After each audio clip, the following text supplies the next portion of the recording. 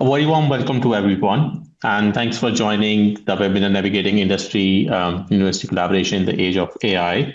I'm Dr. Nitish Gupta, Head of Business Knowledge Exchange and Enterprise and Associate Professor at University of Southampton, Delhi.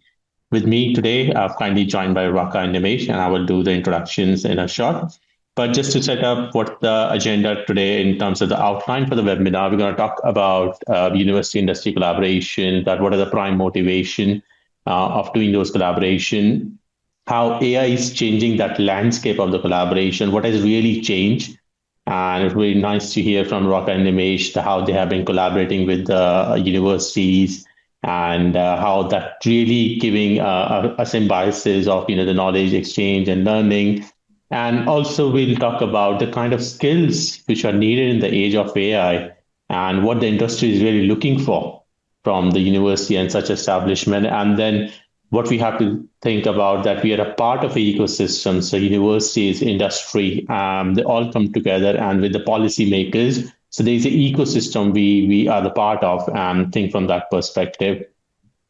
So introduction of the speakers. So we are joined by Raka Khashu Razdan, who has been a growth advisor and board level member. And then we also joined by Nimesh Gupta, who is product management director from the Salesforce. Raka, if you'd like to do a quick introduction of your background, industrial experience, and then we hand over to Nimesh for introduction. Absolutely. Firstly, a big thank you to the University of Southampton for organizing a topic which is just so relevant in our day and age. We're learning as we are talking, and while we are talking to you, I'm sure there are more and more developments happening as we are talking. So that's how quickly things are changing. So a big thank you to all of you for doing this for us. As per my introduction, my name is Raka Khashu Razdan. I've got 24 years of experience in marketing, strategy, business development, pitch pursuit across real estate, insurance, and technology. And I am now an advisor to all few of the big companies on marketing and what the strategy for them should be going forward in the era of AI.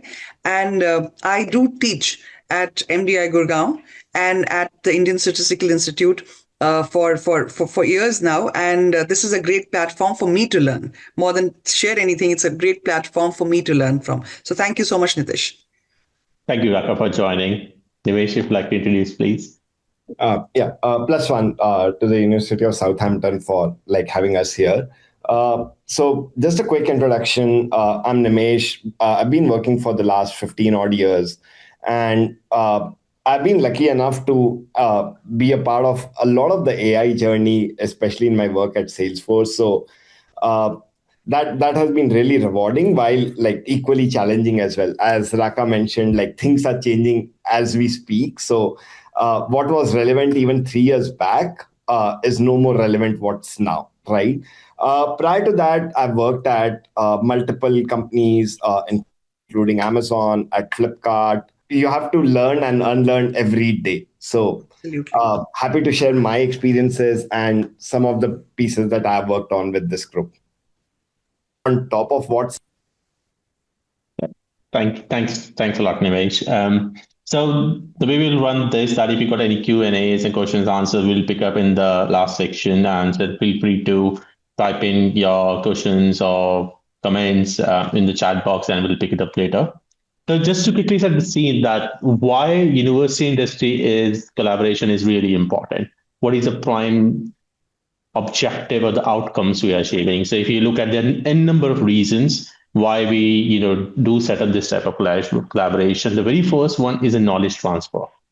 So we both are producing knowledge in our own establishment, and there's a need to exchange that knowledge, and that could lead to innovation. And also the prime reason is to the research commercialization. I think that's what I've seen from my experience, that where the universities are really good in the basic R&D, and then when they like to test the technology, test new ideas, and I think that's where the collaboration with the industry comes really handy and helpful to really scale up those ideas, fail faster, learn faster, and then really go into the market. The second one is about the skills and learning experiences. So whether we talk about the students, whether we talk about the academic setups, the degree programs, curriculum development, certifications, I think working on the real life practical problems in the industry, solving the big and complex challenges in the business. I think that really helps both ways, because the students share their new ideas, they think out of box thinking. At the same time, students get the exposure from the industry to work on some really interesting problems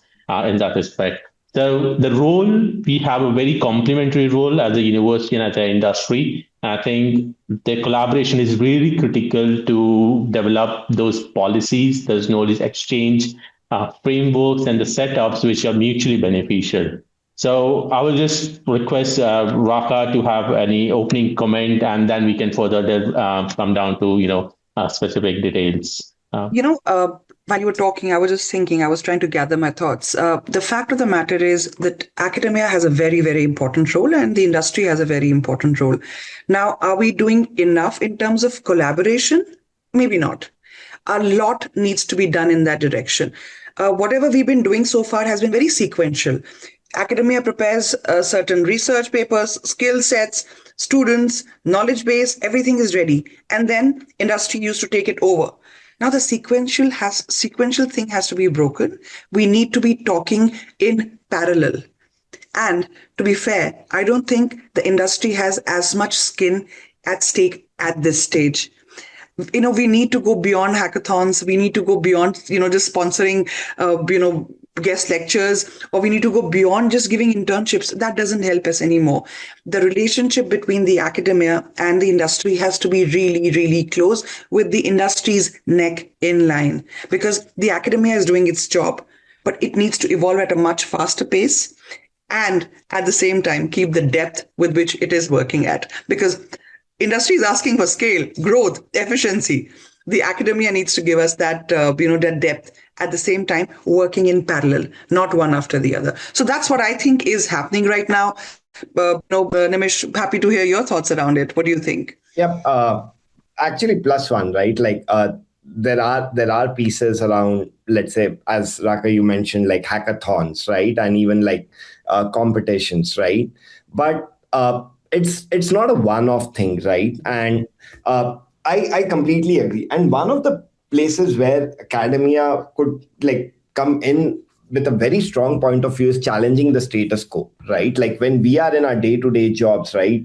A lot of us have grown in a way that has made our mental models to think in a certain kind of fashion, right? This is the time where those mental models are no longer going to be relevant, right? So that is the place where coming up with what could be done in a better manner, right? I'll give you a prime example here, right? Like one of the first products that I built on using generative AI 3 years back. If I had to build it today, I would build it differently. That already sounds primitive to me, right? But at that point of time, we filed a patent for that, right? So that is something is continuously thinking about how do we challenge the status quo, and that is something which is going to be very critical in terms of ongoing partnerships as well. So, Nitish, I'll pass it back to you. Yeah. Thank you so much for the opening comments. And what I understand is, there are still silos to be bring down. We are operating, and the translation and dissemination of the research and the knowledge which is generated in university and industries, I think that where we really need to improve and pitch in. And the second point, I think I completely agree with you, Nimesh, is that, what we have seen 3 years back, it's so primitive today. And yes, absolutely. And then I think the major factor is the scale of technical change, how fast the technical environment is changing. And both industry and university, they need to cope up with that scope of change. It's really, really a big scale these changes are happening. So completely agree with you. So Nitish, I think at this point, I would like to bring in one very important aspect is the understanding. Does the industry really understand the impact? Everyone is using this word very loosely. AI, generative AI, this AI, Claude, ChatGPT, this. But do people really understand this? I'm not sure. So academia also needs to play a very important role in making people understand what the impact would be. As I said, industry has this responsibility. They want to leverage the technology, but they don't know what this technology is all about. So I think a very important bridge needs to be gap. People do not understand. I did not understand till about 6 months back. I was using these words so loosely in my meetings and all that stuff, and I was working with CBRE and before that in other corporates. But नहीं समझ आता. People do not understand what it is. So my urgent request to the academia would be that while we are collaborating with the industry, make them understand the need and importance of this technology. It's extremely important. Over to you, Nitish. Thanks, Raka. And on that note, I would say, I completely echo and amplify your point, from my side that, that bridge needs to be built up. So going into the very first point of our discussion, if you'd like to share your experience to both of you, that how have you been collaborating with the university so far? And what is the prime motivation for the collaborations? If you'd like to just share from your experience on those collaborations, that would be interesting. Nimesh, you want to take it up? Sure. While at least at Salesforce, like where I work, there are a lot of industry, like university collaborations that we do, even on AI skilling and all of these, right? So this is what Raka was mentioning, like more to highlight that point, right? Is basically where, like, how do you upskill current students and like people graduating on how could you start using these AI tools, right? And as we go along, right, these you would be expected to start using these on day one, right? There are like over the last, let's say, a couple of decades, there have been many things that have come along as like, let's say, a big data, right? Like 2010s, if I go back, and 2012s, like big data, everyone was like big data, right? And prior to that, machine learning, right? While these things are still important, right?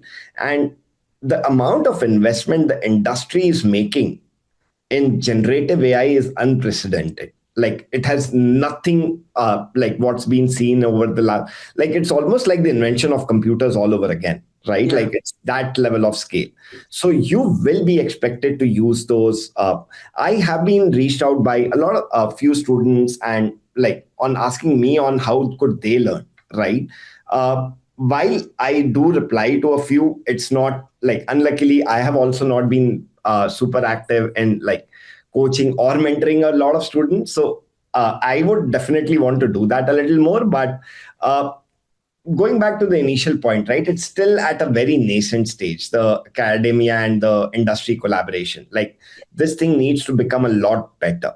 Like there are a lot of countries where like a lot of the new research models, like if we go to, like there are open source models, right? Like if we just go to a Hugging Face, like Hugging Face is a place where you can see open source models, right?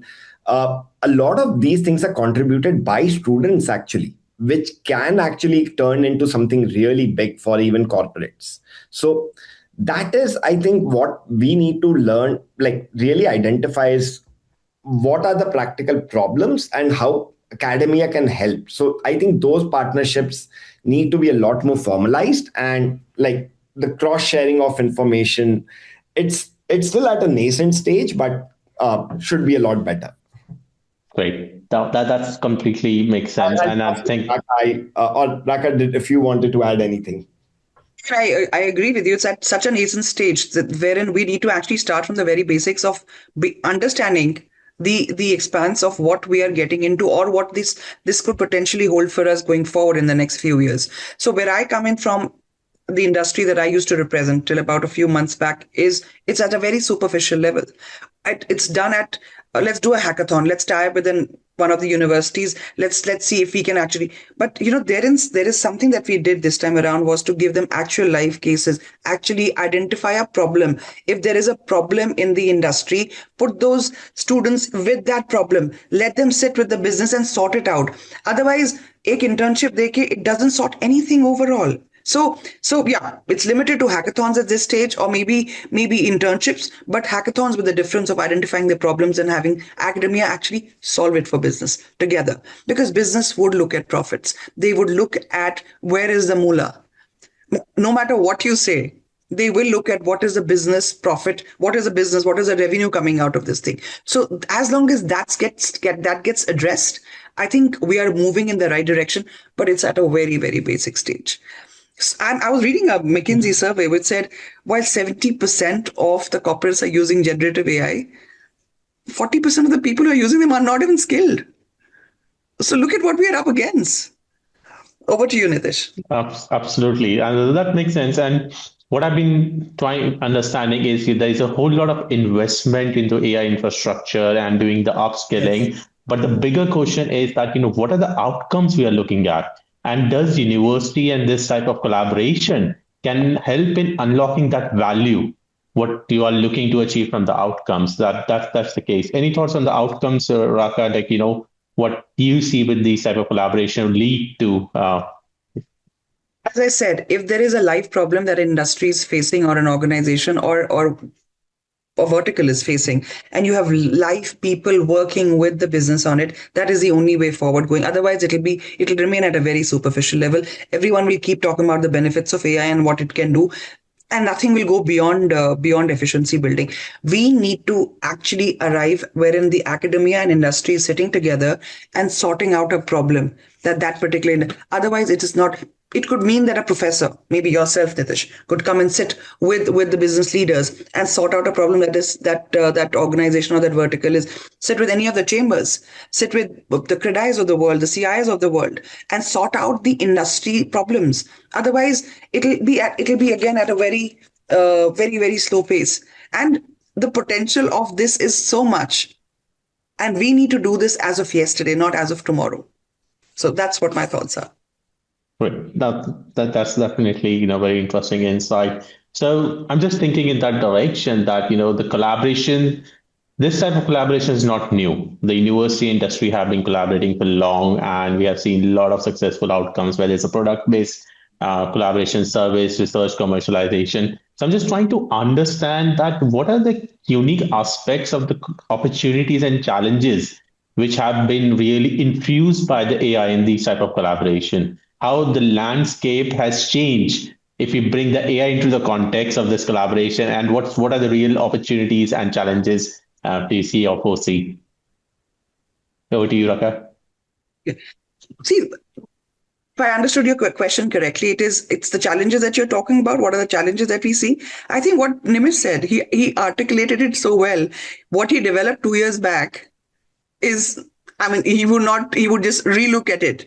So the speed at which this is taking over us and the speed at which the industry is working and the academia is working, I do not think it's moving at the same pace.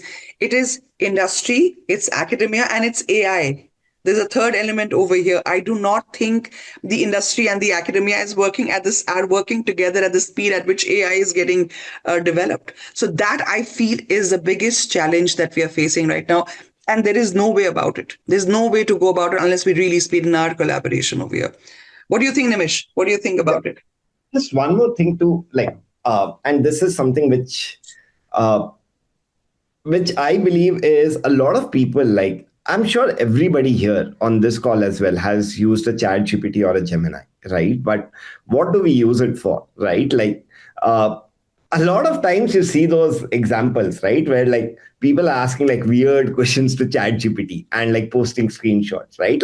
Great, you can have fun, right? But Chat GPT is not just about generating content, right? So first thing, what the academia and even people within the industry also need to know is how does this work, right? To get full potential behind it, right? We need to you don't need to get into the technical details and build your own large language models and AI models, right? But at least knowing how it works, right, gives you the potential to understand what are the different possibilities, right? Basically, that identifying what are the things that you could do with AI is where the critical thinking lies, right? If just taking an example, right? If I have to think about when I did my MBA, right? We used to get 20-page case studies, right? And if we had to read those and go to our and figure out our own points, right? I could just give that to a chat GPT or a Gemini now, right? And do all of it. But the critical part is now how do you start asking what more, right? Even in industry, right? If you look at 3 years back when ChatGPT started, there were many companies which came on, right? But one thing which everybody keeps asking is what is your moat, right? What is the unique value add that you bring in? So that is something which is very critical to, like, for academia and for students to also, and even for professors to like start questioning, like even when there is a course, what part of it can be infused with AI. So I think that is something which needs to be accelerated, and this could be done both with industry and partnerships based on live examples, right? So there are many examples of failed executions also over the last 3 years, 4 years, right? So I think that's something which is super critical. We need to think. We don't need people to have AI models, people who know AI models. I think we need people who can think with AI, Yeah. because at the end of it, I was reading yet another report which said that the entry level jobs could be at a big risk. So the people who've made mistakes, which could be people like myself who've got 20 years of behind them with full of mistakes, will probably give out better questions to ask vis-a-vis people who are new. So we need to give them live examples of what went wrong and how AI could solve for it. Because we do not need more algorithms, we do not need models. We need people thinking with AI. Going forward, and that's where academia could absolutely upgrade what is being taught and have live projects with the industry or the associations that we have over there. Otherwise, we're not going to go anywhere. Internship here and internship there, short-lived. It should not be short-lived. It should be really, really, really long, over a long period of time, with investments coming in from the industry into the academia for AI directly getting sorted. That makes sense. So what my understanding from this point is that we are at a very early stage of this collaboration and this trajectory, as Raka mentioned, and then Nimesh mentioned about realizing the potential.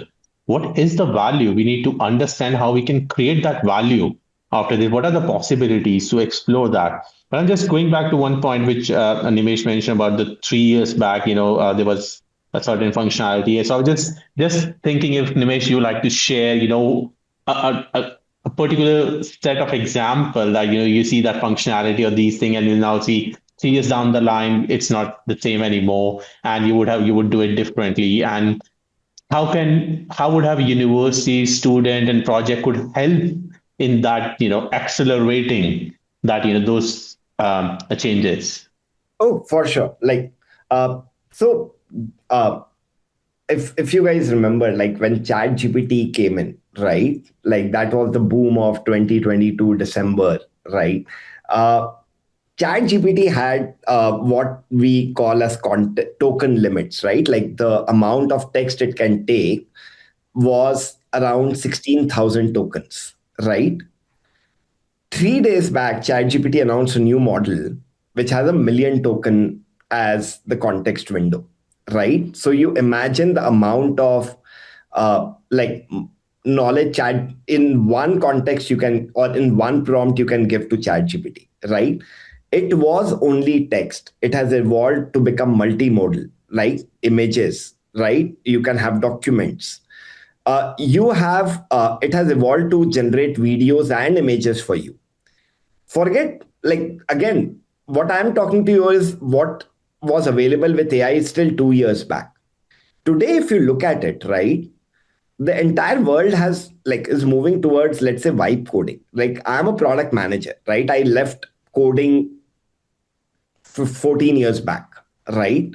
uh, Now if I had to present something, right, I always was dependent on my engineering or somebody, right, to actually do that for me, create the vision, create what I want to make. Now that's no longer the case. There are multiple vibe coding apps, right, where I can just give in my prompts, it will create a working prototype. Now, why am I bringing this up, right? If the curriculum of a like academia or college is like fixed, like at the start, at the start of the year when I fix this, what would be covered, right? This is not going to help, right? Because uh, that is something which needs to continuously evolve at this point of time, right? Because as a student, if I'm not able to learn a lot of these things fast, right? Like that's the key here, right? And adapt myself, I am left behind. There are 1,000 others, or a few 100,000 others out there who are doing it, right? So that is something where we actually, like, what uh, academy or even the professors, or like the people at the university also need to realize is, uh, how can we start adapting with this, right?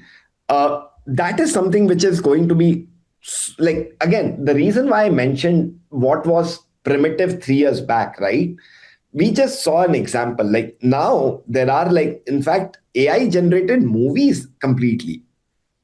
So that is something where the world is evolving at a very, very rapid stage, right? Like, if you have been following news, right, Claude has been, like, there has been terms like sasso clips and a lot of those, right?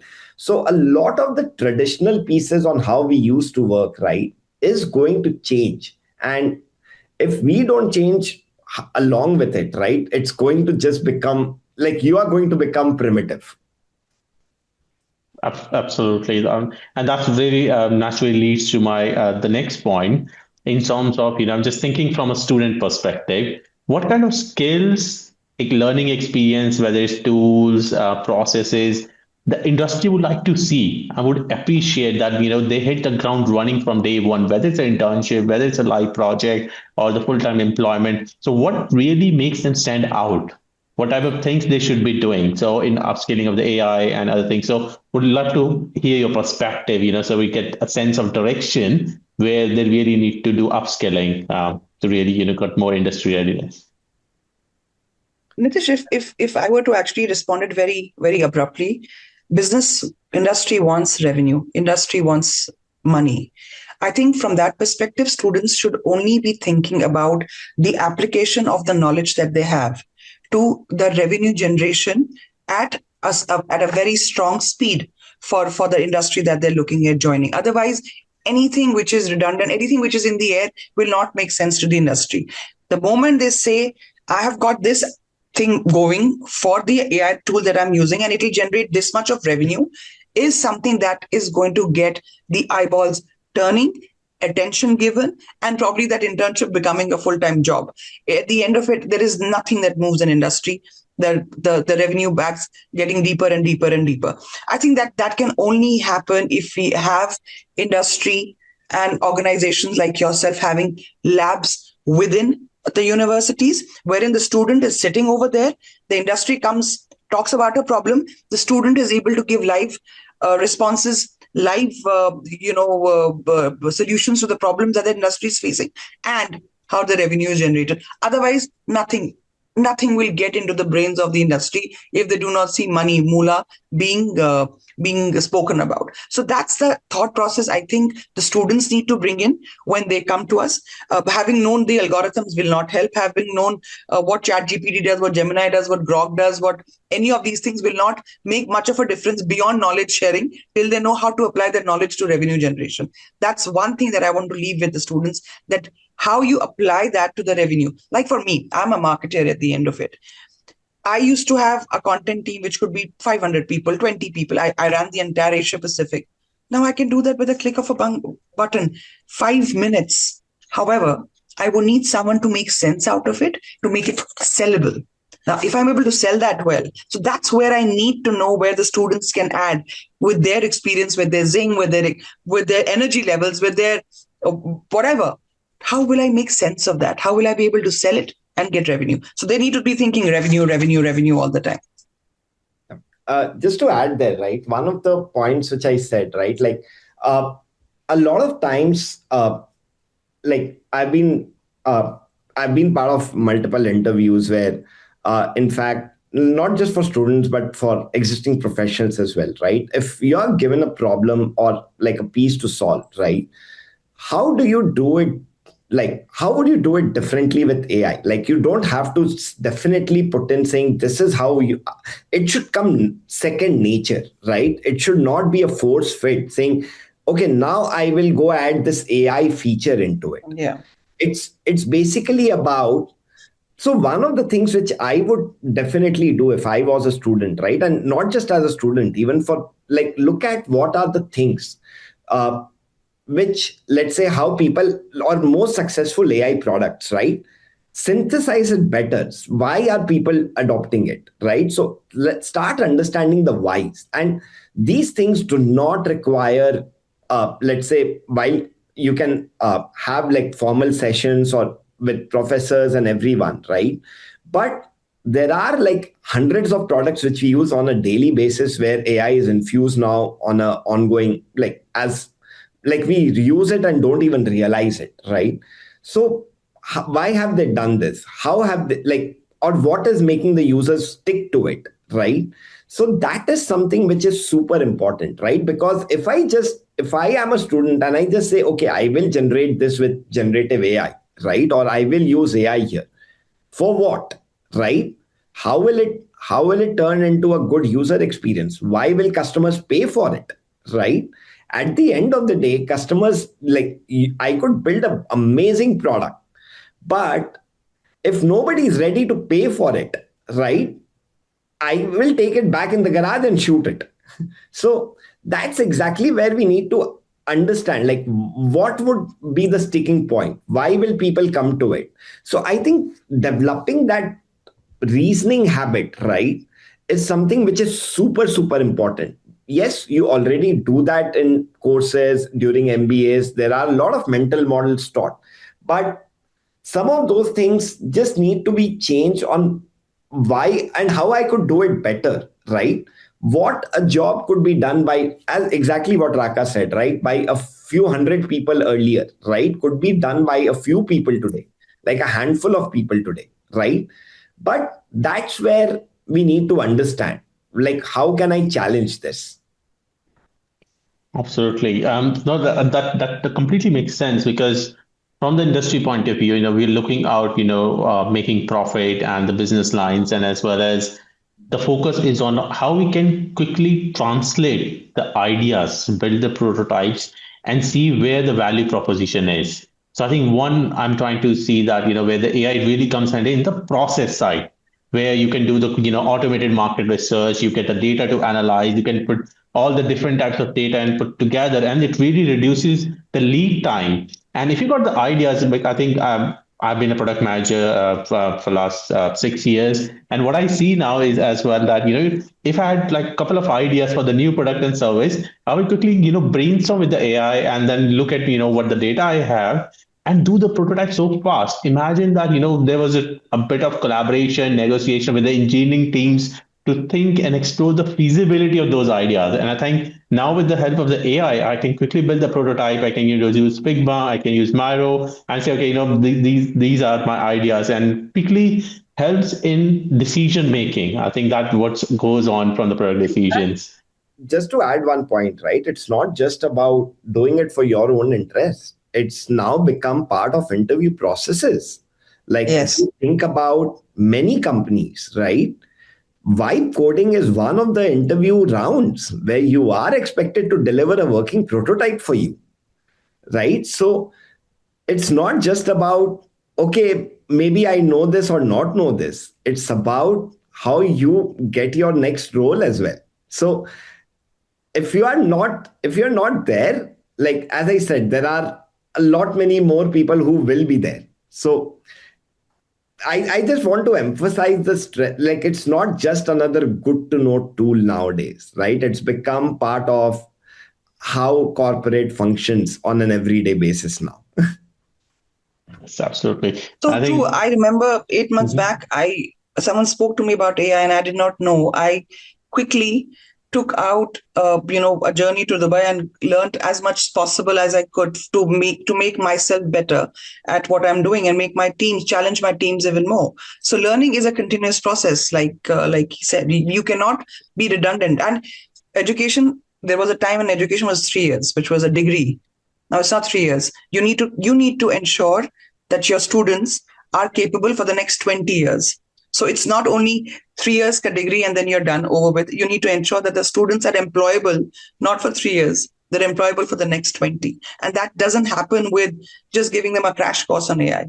Evolving with the crash course on AI is something that the academia needs to know.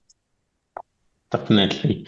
There's a one word which I think I've been hearing a lot from my network, and Nimesh, you correctly identified, but the vibe coding. So I would be really interested if you just share what exactly is the vibe coding for our audience, and those who will be interested in the engineering and as well as the managerial career, because they need to understand they have to work with the engineers. So it's the empathy we are trying to build in that process. So it would be interesting to see what exactly is the vibe coding. Sure. So vibe coding is basically like you can create not just a working prototype. I could even monetize it, right? So, but just taking the example, right? So let's say I have an idea for an app, right? Now I need to even like figure out like how would it look, right? How could it, how would it behave, right? I could just start typing simple English prompt saying, I want to create this app. These are the features that I need. This is what I need, right? It would start, it like if there are many tools like Cursor, there's an Indian company called Emergent, right?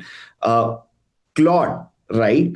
One of the best is Claude now, right? So you could just start giving simple English prompt. You don't even have to know iota of a code even, right? Like if you know it, great. If you don't, if there are if there are errors, right, you can just ask AI to fix it themselves, right? So in fact, in a matter of minutes, right, you could have from what was a simple idea, right, in your head. And in fact, you don't even have to write that detailed prompt yourself. Go to a Gemini or a Chat GPT. Tell this is what I'm trying to create. Create a prompt for Cursor. Take that, paste it in Cursor or a Claude.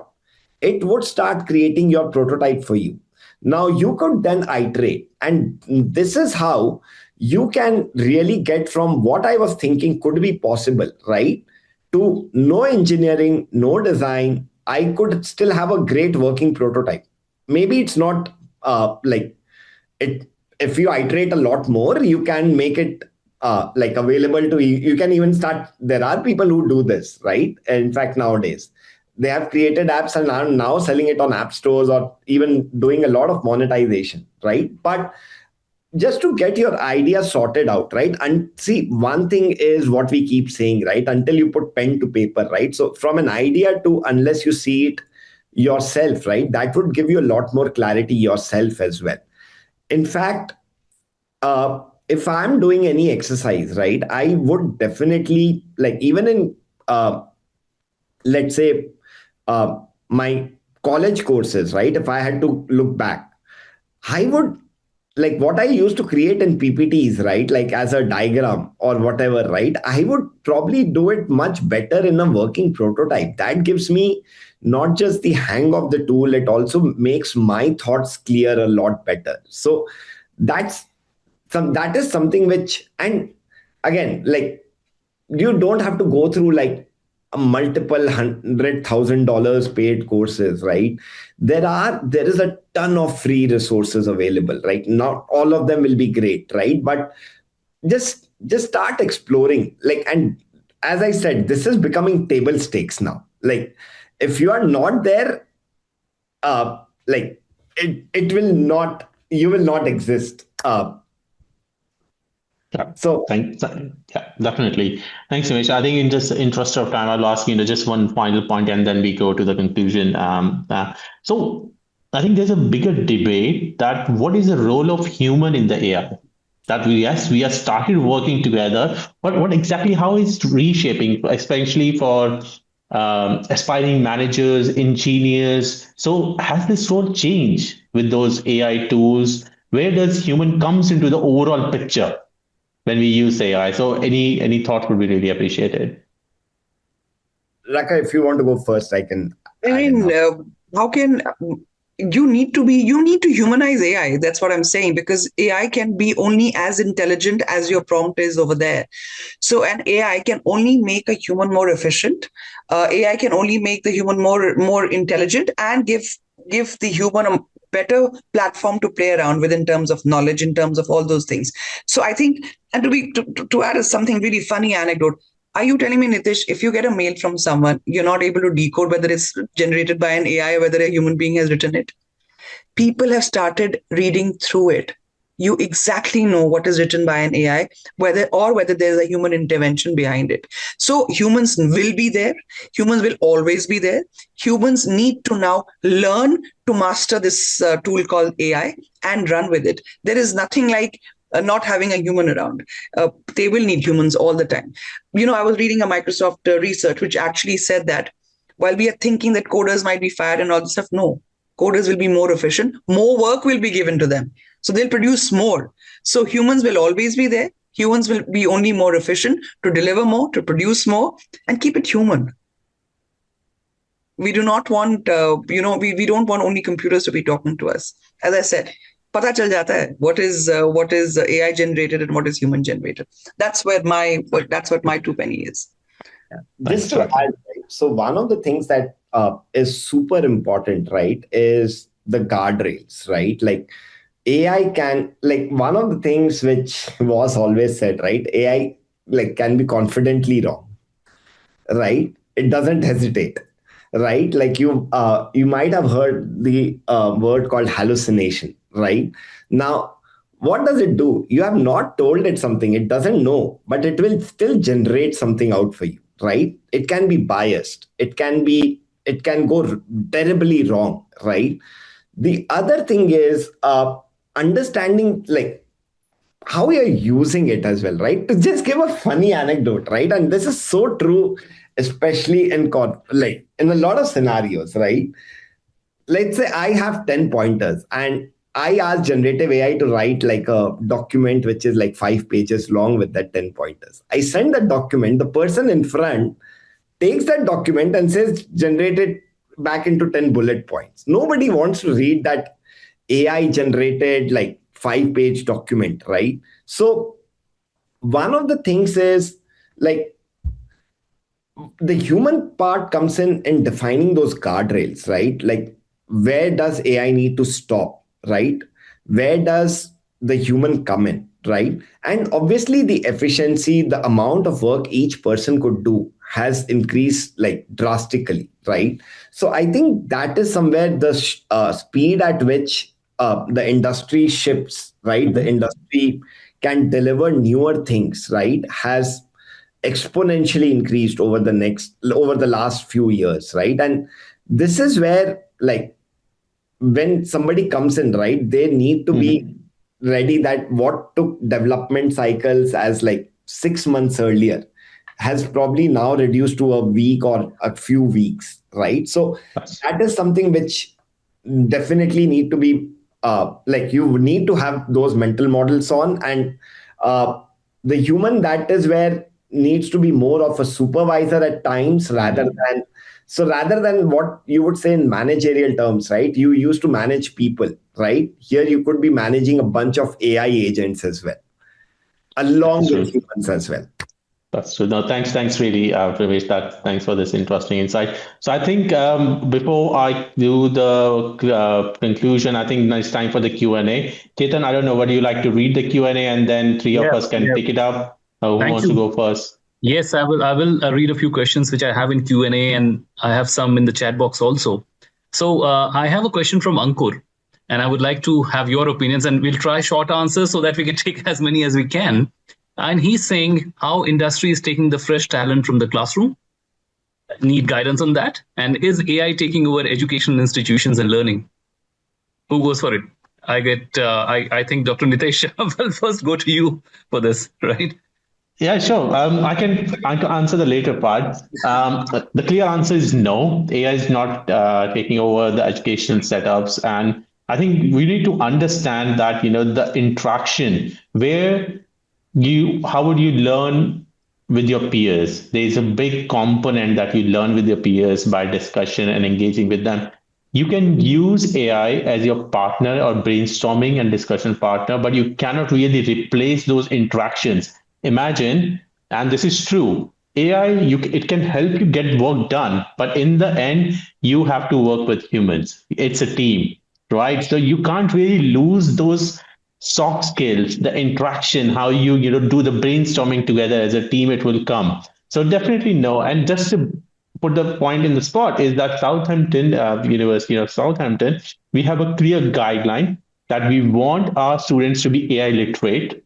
They must use AI as well if they like to, and that has been the whole gamut. It's the way we do the assessments, the way you do the assignments, your coursework. So there is a detailed guidance, and the prime thing I think I want to say is use AI as a brainstorming partner, right? So that's the very first step. You've got the ideas, you want to do something, brainstorm and think about that direction. But I've let the Raka or Nimesh take the first part of the question.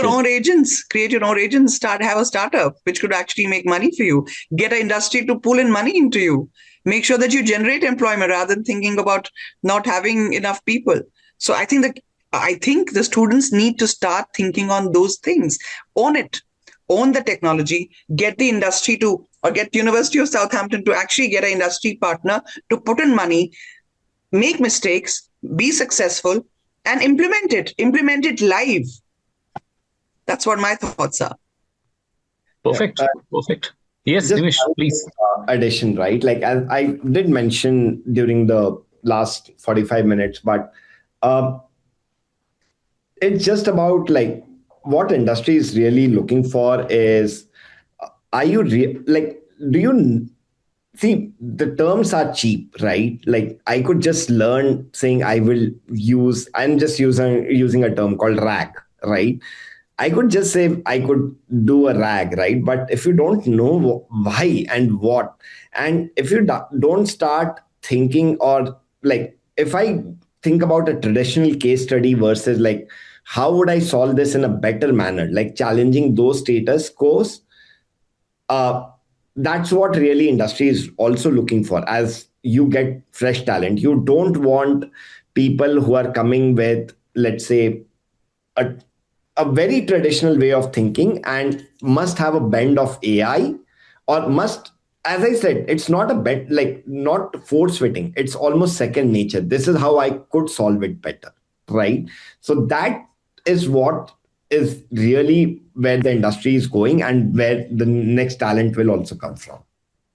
Thank you. Thank you for this elaborate answer, all of you. I have another question. I have one Professor Ravi Prasad. I can see his question, and it seems as if he wants to understand how he can integrate AI in teaching students in different subjects. Good question, I think. Who goes for it? I open it to everybody. So I can start. So if I correctly understand the question, that how you want to integrate AI into. Yeah. Sorry, Baka, if you'd like to go first. No, I said please. You'd be the right person for this.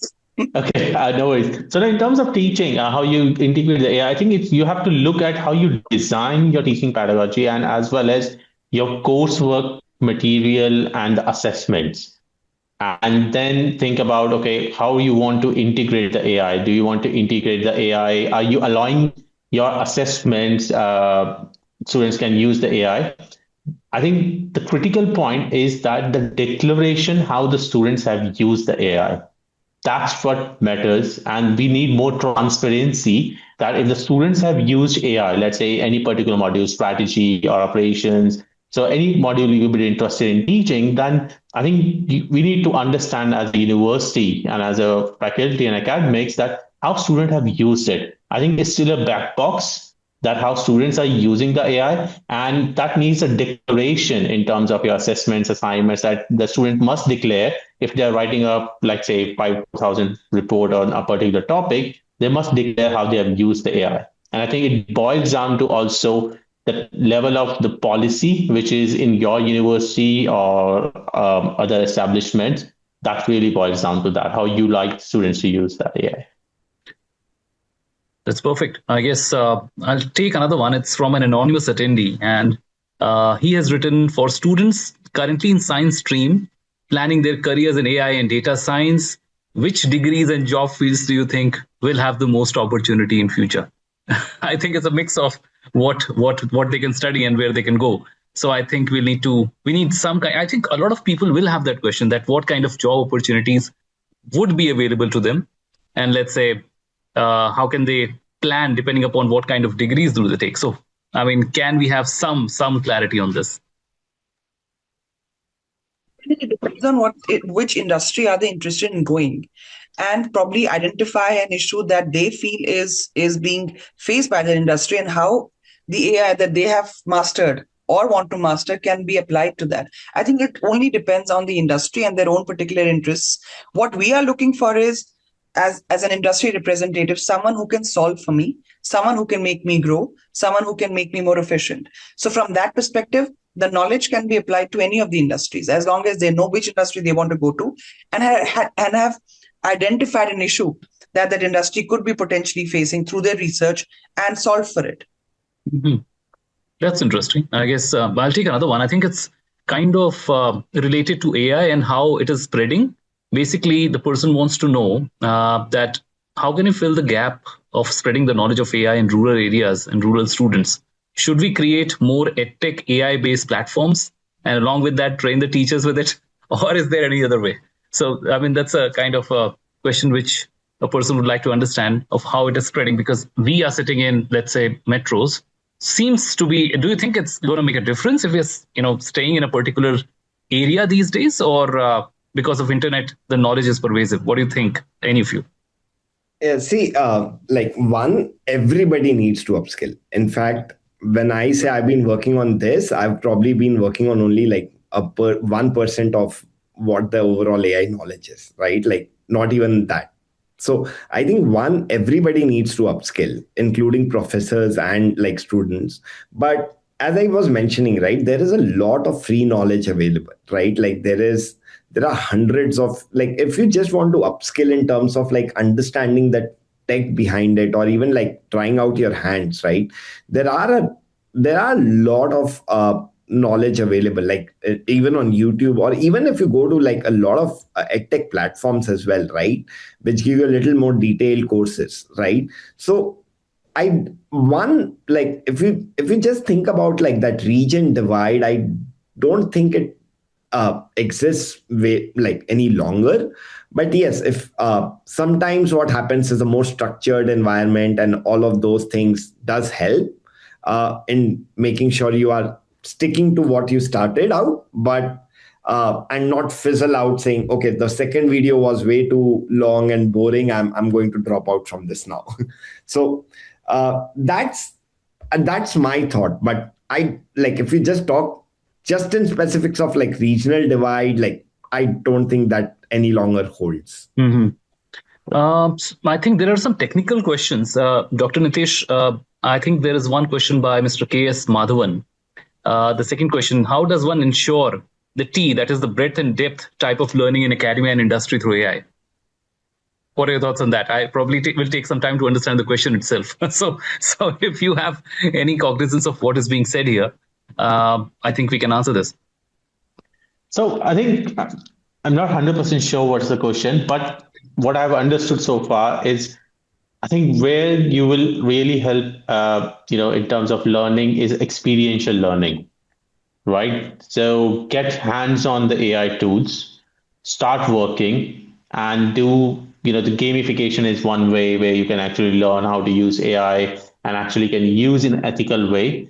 But I think what I'm trying to say here is that really experiential learning is the way forward to really understand the depth and breadth. And unless you use, for example, just a context, I think Nimesh would agree and Raka would agree that, to work with that, the AI models, you have to give the context, right? So I think that's where, we bring that experience that, okay, we work with that context with the AI tools and, experience and what type of outputs we want. So I think it's more of an iterative process.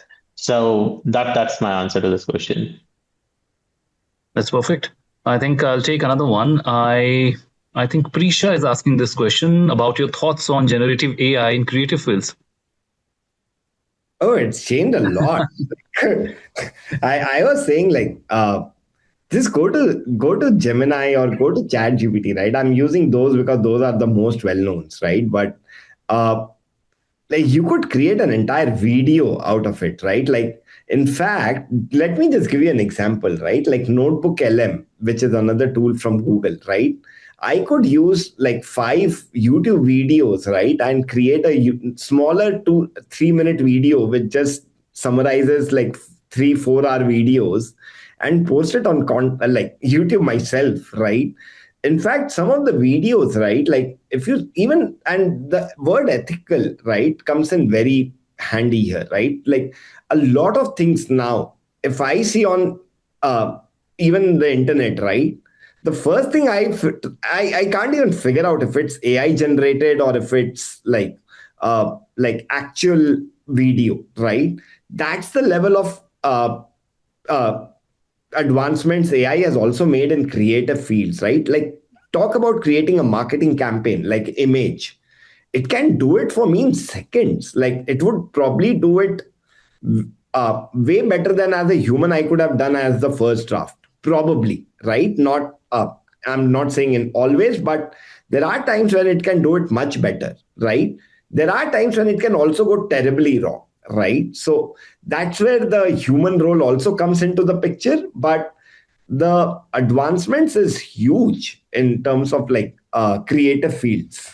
So in Yeah. fact, Hugely applicable to marketing. I mean, my domain has seen a sea change.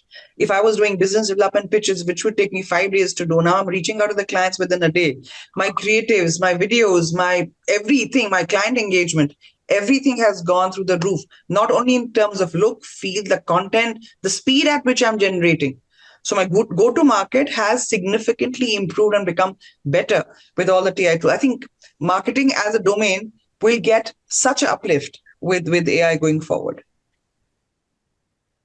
I mean, that's pretty intriguing. And I just didn't want this, kind of webinar to end, but I'll have to because I'm seeing that it's 2 past 7 p.m. I'll just take one more question with permission from all of you. And that's a kind of a very interesting, hypothetical question, but very interesting nonetheless. One last question is, if an AI creates a work of art or a scientific discovery that is truly novel, but the AI cannot explain how it arrived, and that do we accept it as a knowledge or art, and who owns it? so, so Yeah. so one thing which I'll say here, right? Sorry. No, go ahead, Nimesh. After you. No. One thing which I'll say here, right, is something which is like you don't know how, or you can't replicate it, right? Is a by chance, right? Like now, if like the person who has written the prompt can claim for it for sure, but yes, but yes, if something is non-replicable or you can't explain the why behind it, right? That's not a invention. Just like wanted to clarify that. so Right. over from me, Dr. Nitish. I mean, over to you again. Yeah. So now I would just do a final statement from this. This is a very good question, Meenal. Really appreciate that question. And there's a term, and there's a whole lot of debate going about the explainable AI, because how the AI works is a black box.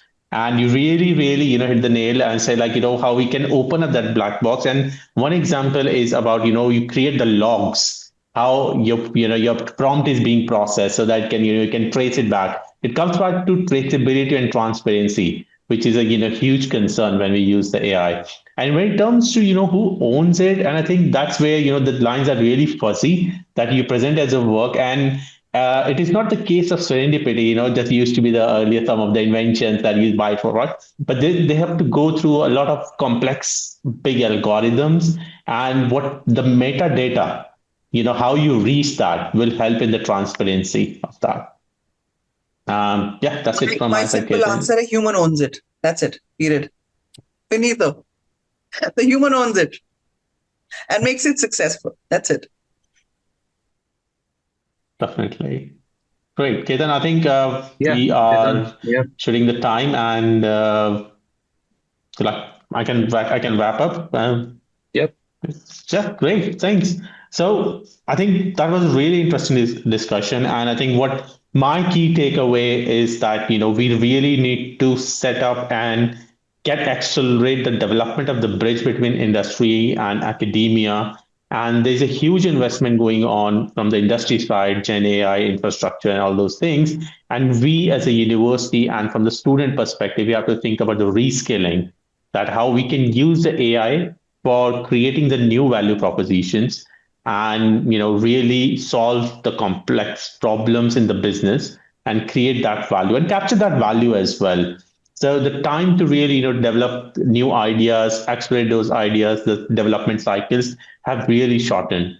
And where I think would need more effort is the translation and dissemination of the knowledge produced in industry and also the universities, and where I see students as a big catalyst to do that translation and dissemination of the knowledge in that case. So that was a really interesting seminar, and I would like to thank Raka and Nimesh for sharing the insights, and all the audience as well for asking these questions. So over to you, Ketan.